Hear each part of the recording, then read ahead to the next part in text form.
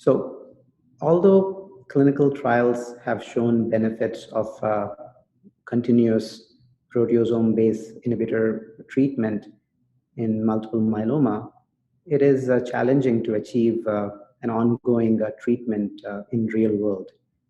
And the median treatment duration is often shorter in routine clinical practice than what we see in clinical trials.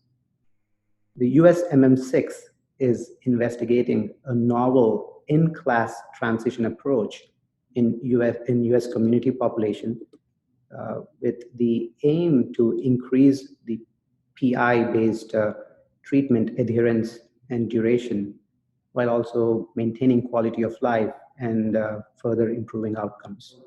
USMM6 is a community-based, real-world, open-label, single-arm phase 4 study. Eligible patients are newly diagnosed multiple myeloma patients who are not transplant eligible.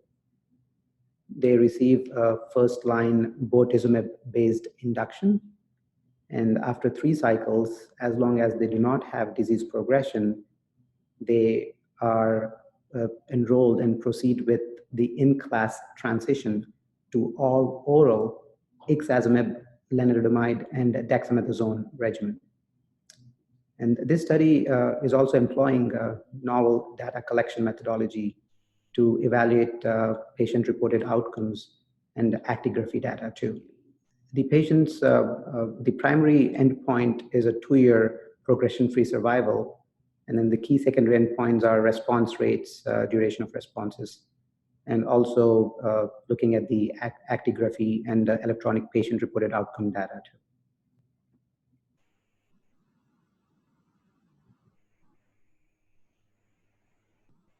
So at the data cutoff, the total number of patients that will be enrolled will be 160. At the time of data cutoff in November of 2019, 84 patients had been enrolled. And so far, the study shows that these patients are already on a prolonged duration of PI-based therapy with the mean duration of 10.1 months. The study also shows that the response rates are evolving. The overall response rate with after the bortezomib-based induction of 3 cycles was around 62%, with 4% having a complete response and 25% having a very good partial response.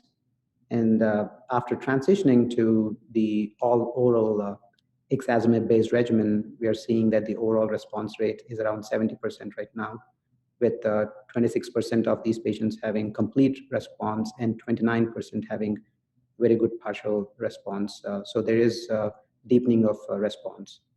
And at the preliminary PFS at 12 months, we are seeing 86% for IRD, that's the oral regimen. And then the safety profile is as expected with the ixazomib-based regimens. Most of the side effects are predominantly with GI side effects and neuropathy, which is expected. So far, based on the data so far, we are seeing that the patients are already receiving prolonged duration of PI-based therapy. And the patients are also having their quality of life maintained. That is, when we looked at the actigraphy data, the mean number of steps is around 9,160 steps per day, which is similar to the established steps for older or patients above 65 years or within the range of patients with comorbidities. We're also looking at the peripheral neuropathy data, and looks like it is there's limited increase in peripheral neuropathy, and which is not much compared to the traditional parenteral-based proteasome inhibitor treatments. So in summary, we are seeing prolonged duration of PI-based therapies, favorable safety profiles.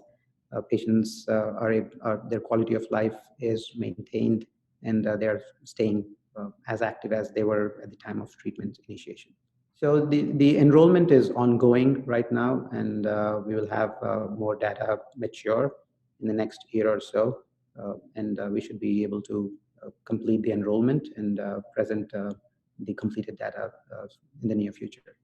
In conclusion, the USMM6 study, the data so far is showing that we may be able to prolong PI-based therapy with promising efficacy without impacting the quality of life. And this can be enabled by collecting the data with digital devices.